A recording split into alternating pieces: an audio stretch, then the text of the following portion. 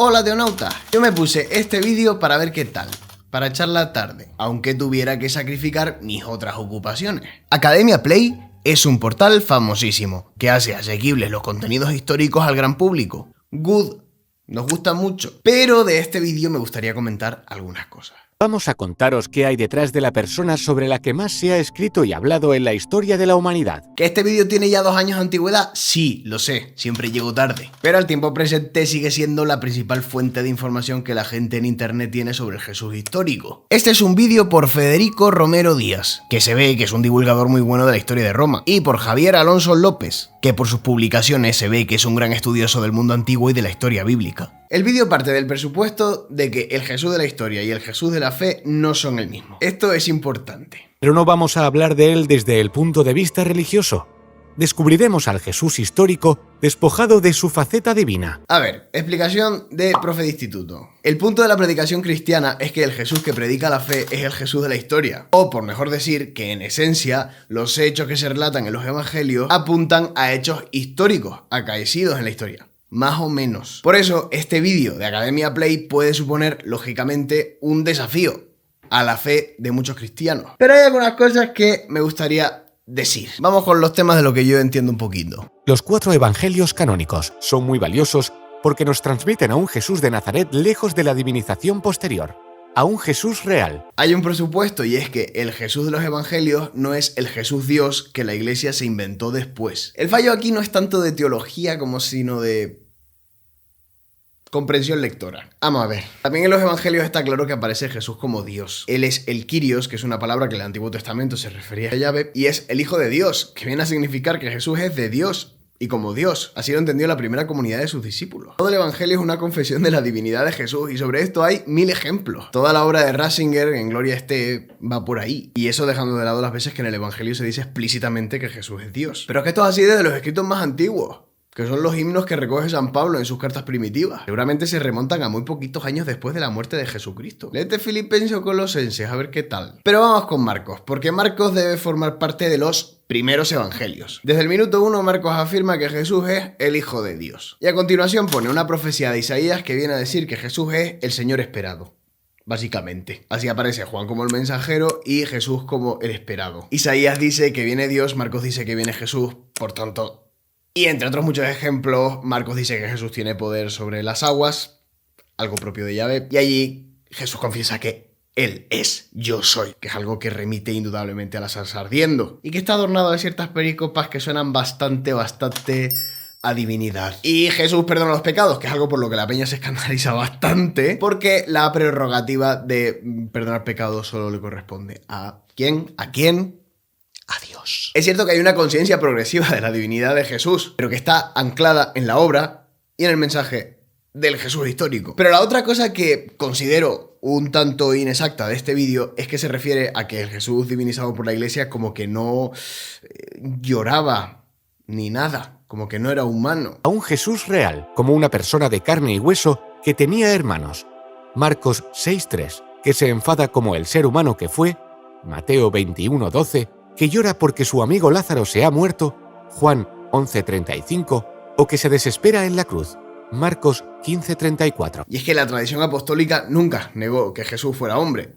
Y de hecho, el que lo negaba, destierro. El credo de Nicea, que es la primera gran confesión ecuménica de la iglesia, afirma que Dios se hizo hombre. Kai sarcocenta, kai enanthropesanta, que no me sale. Y la herejía del docetismo era precisamente lo que afirmaba lo contrario, que Jesús era hombre solo en apariencia, y esto la iglesia apostólica pues como que no. El Toma Flaviano es uno de los más claros en todo esto. Y mira, yo no soy historiador, la verdad, pero me gustaría darte algunos apuntes históricos porque hay algo que te quiero decir en las conclusiones. Es cierto que hay una serie de temas en los que la historicidad de algunas cosas narradas en el evangelio o su interpretación han sido puestas en tela de juicio. Seguramente Jesús nació en Nazaret y no en Belén, pero en 2 de los evangelios, Lucas y Mateo, se dice que nació en Belén, probablemente para ajustarlo con una vieja profecía. Es cierto que hay incongruencias entre los datos de Lucas y nuestra posición sobre la antigüedad. Pero volvemos a lo mismo, las 2 únicas fuentes directas que tenemos sobre la vida de Jesús de la antigüedad, que son el Evangelio de Mateo y el Evangelio de Lucas, con respecto a su infancia, afirman que nació en Belén. Y eso que proceden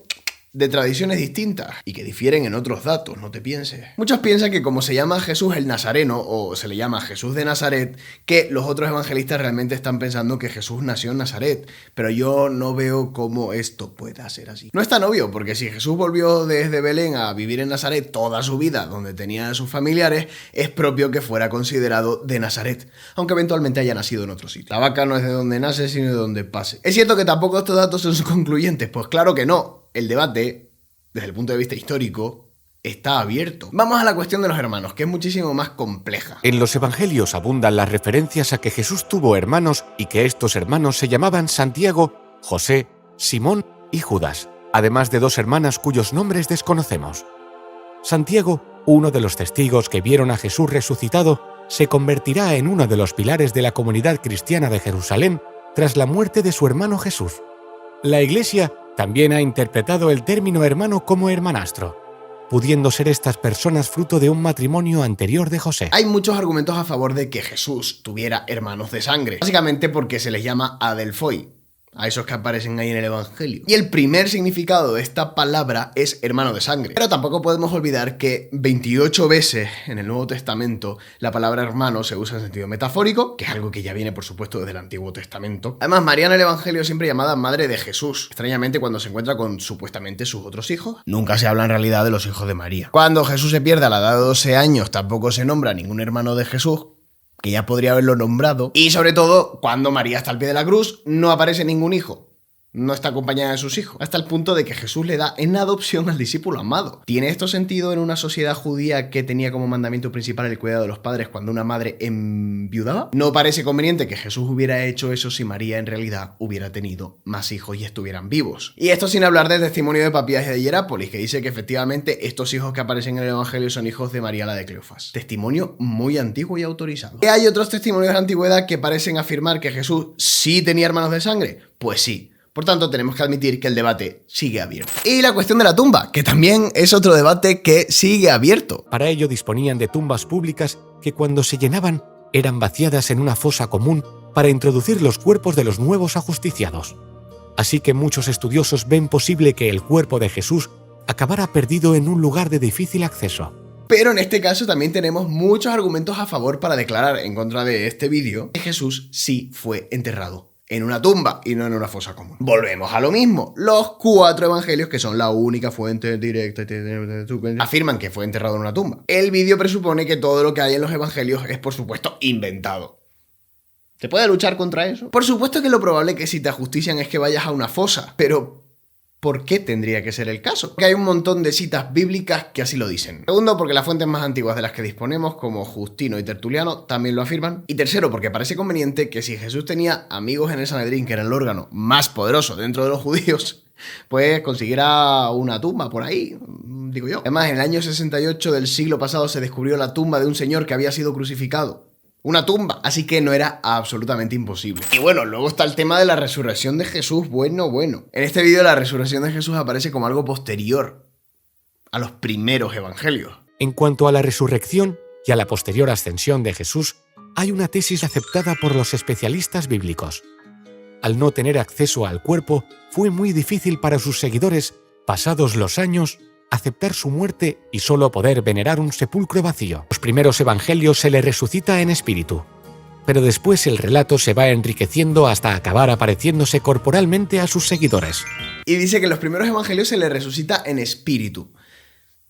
No sé qué es esto, no sé qué es la resurrección. La resurrección en espíritu no es nada, porque la resurrección es resurrección de la carne. Si ves el griego, resucitar es eso, pues levantarse, ponerse en pie de entre los muertos. La resurrección en espíritu es una gaita, no sirve para nada, los cristianos no creemos en esto, fuera, herejía. Sobre las pruebas históricas del nacimiento de Jesús hice un vídeo ahí que lo tienes en la prehistoria de este canal, que no te invito ni siquiera a verlo. Está claro que en el evangelio Jesús se levanta en la carne. Las evidencias históricas apuntan a que Jesús sí se apareció Si no, nada tiene sentido. Los judíos no hubieran creído si la tumba hubiera estado con el cuerpo de Jesús ahí. De todas maneras, sobre este tema te dejo el testimonio de una persona muy autorizada, muchísimo más que yo, que es Dubidas, un youtuber glorioso que hizo unos cuantos vídeos y se fue. Ojalá siguiera entre nosotros. Y además, ¿qué clase de conveniencia tenía inventar la resurrección de la carne? Que era algo que en el entorno helenístico producía risa. Lo que quiero decir con todo esto es que efectivamente hay una serie de puntos en la vida de Jesús sobre los que hay debate histórico. Y tanto cristianos como no cristianos, confesantes como no confesantes, tenemos presupuestos ideológicos, uno de tipo materialista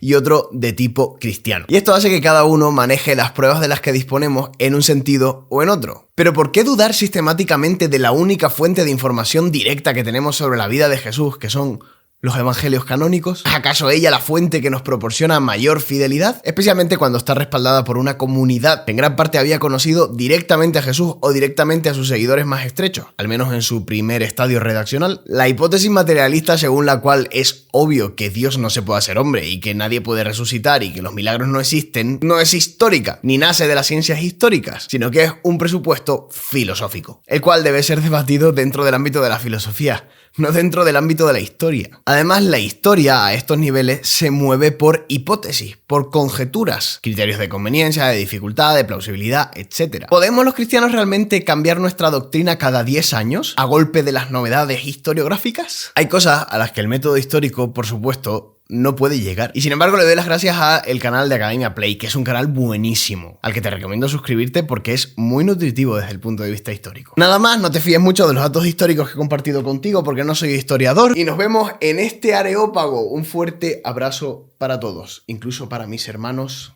materialistas. Pelusilla.